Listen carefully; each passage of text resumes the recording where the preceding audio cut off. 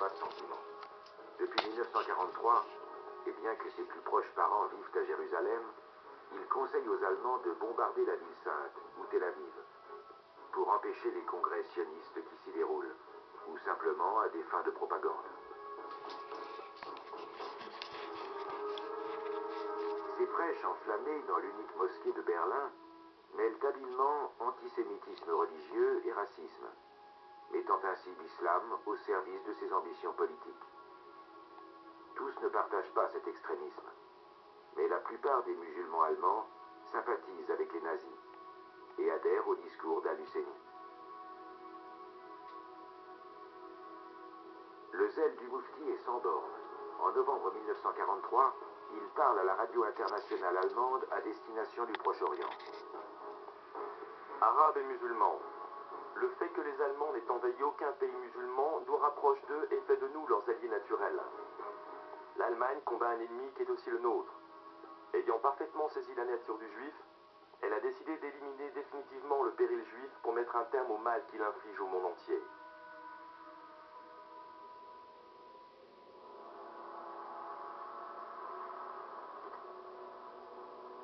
Amin al-Husseini, le grand moufti de Jérusalem, apprend le sort réservé aux juifs d'Allemagne et d'Europe. Début 1942, la solution de la question juive en Europe adoptée par les nazis lui est révélée par Adolf Eichmann en personne. Le moufti est impressionné. En été 1942, il envoie une délégation visiter le camp de concentration de Sachsenhausen.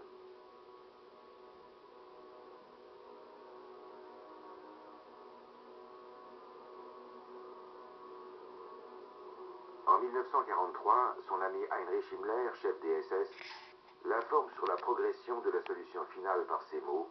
À ce jour, nous en avons exterminé environ 3 millions.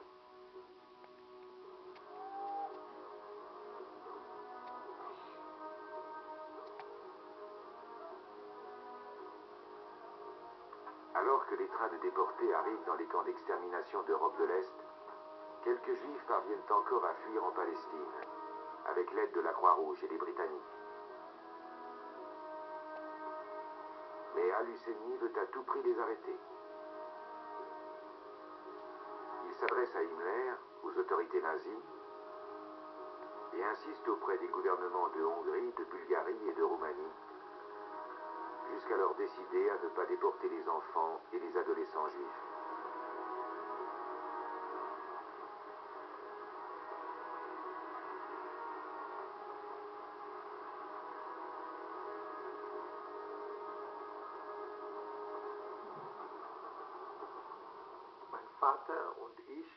Mon père et moi avions entendu parler de ce convoi, parce que j'étais membre d'une organisation de jeunesse sioniste dénommée Hashomer Hazeir. C'est elle qui a tout mis en œuvre pour me faire partir avec ce train, même si nous n'avions pas les moyens de payer. Monsieur le ministre des Affaires étrangères de Bulgarie, Votre Excellence, la plupart des peuples se sont rendus à l'évidence que le péril juif menaçait le monde en général et les pays abritant des juifs en particulier. Cela les a poussés à prendre des mesures d'autoprotection. Nous ne pensons pas que la simple émigration des juifs puisse résoudre ce problème. Car une fois immigrés, ces juifs seraient libres de se rallier à leurs congénères de par le monde, pour nuire plus gravement encore que par le passé au pays qu'ils ont quitté. Je sentais bien que notre départ était lourd de sens, comment dire, historique me semble excessif, mais ce départ avait quelque chose d'exceptionnel. Je comprenais bien qu'on fuyait les soldats allemands pour rejoindre des soldats britanniques. Mais aujourd'hui encore, je ne comprends pas comment ça a pu fonctionner. Il me paraît également utile d'attirer votre attention sur le fait que les pays que ces juifs sont censés rejoindre occupent une position stratégique déterminante qui pourrait grandement influer sur le cours et l'issue de la guerre.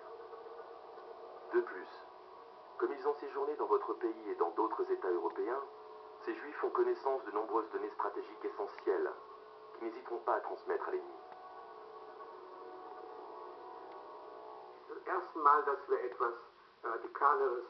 Au cours de notre périple, le premier incident sérieux s'est produit à la frontière entre la Bulgarie et la Turquie. C'était le dernier endroit où les soldats allemands pouvaient nous atteindre, puisque la Turquie était, officiellement du moins, un pays neutre. Les Allemands sont montés dans le train, ont arrêté 3 garçons polonais et les ont fait descendre. D'après mes informations, ils ont été déportés à Auschwitz.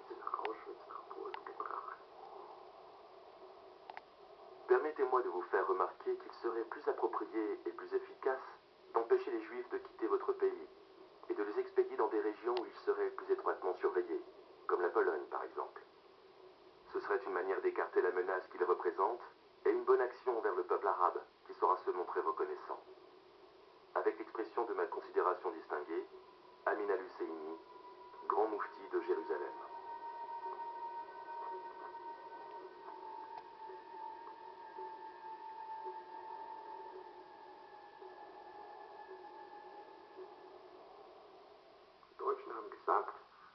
Les Allemands ont déclaré que les Polonais et les autres passagers en provenance de Pologne n'étaient pas autorisés à voyager dans ce train. Mais les Roumains, comme moi, ont pu poursuivre le voyage parce qu'ils avaient un passeport avec un visa officiel.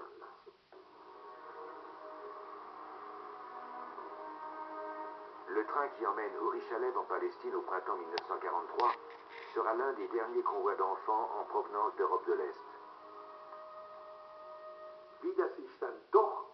Aujourd'hui encore, je me demande comment nous avons pu nous en sortir. C'était grâce à une chaîne de soutien qui impliquait beaucoup de personnes. Pour moi, cela relève toujours du miracle.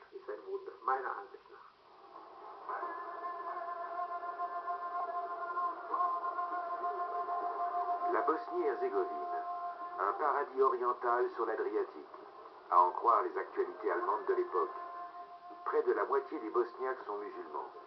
Leur pays a été annexé par la Croatie fasciste et combat aux côtés des Allemands. Les musulmans bosniaques éprouvent de la sympathie pour l'Allemagne, car dans les Balkans, on est convaincu de la bienveillance des nazis à l'égard de l'islam.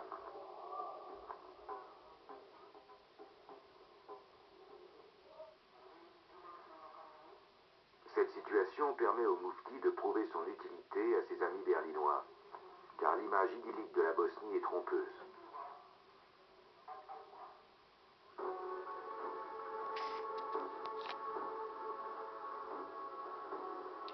En effet, depuis l'occupation de la Yougoslavie, l'armée allemande se heurte à la résistance acharnée des partisans de Tito, surtout en Bosnie.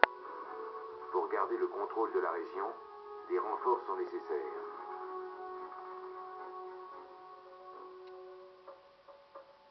En février 1943, Hitler ordonne la création d'une nouvelle division SS en Bosnie. Les officiers de Himmler lancent une campagne de recrutement parmi les Bosniaques. Ils disaient que si on s'engageait dans la SS, on aurait tout le nécessaire pour nous et nos familles. Beaucoup d'hommes se sont présentés pour protéger leurs femmes et leurs enfants, d'autant qu'il y avait énormément de chômage.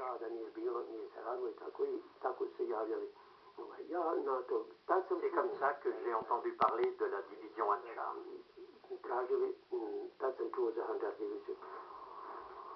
Amin al-Husseini participe à la création de la division musulmane SS Hanchar, appelée ainsi en référence à une épée orientale. À cette occasion, les nazis inventent le néologisme de musul germain, et Himmler décrète sur le champ que les musulmans des Balkans sont à classer parmi les peuples européens de race supérieure. Les recrues musulmanes jurent d'obéir jusqu'à la mort au commandant en chef allemand Adolf Hitler. L'unité comptera jusqu'à 20 000 hommes, des musulmans mais aussi des Allemands. Le grand moufti se déplacera personnellement en Bosnie pour jouer les recruteurs.